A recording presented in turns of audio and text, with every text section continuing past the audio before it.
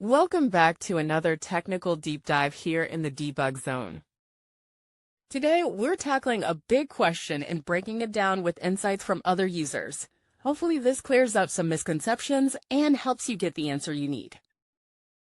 So buckle up, stay a little curious, and let's jump right in.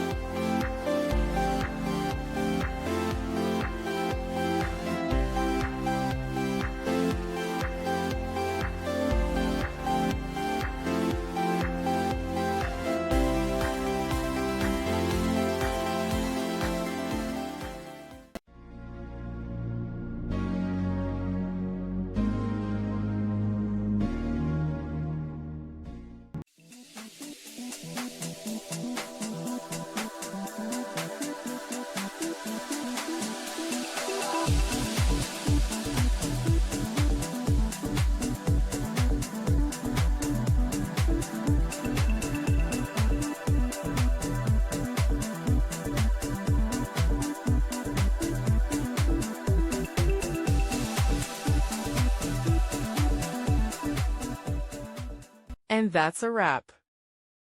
I hope you found the answer you were looking for. If you did, take a second to hit that subscribe button. It really helps out.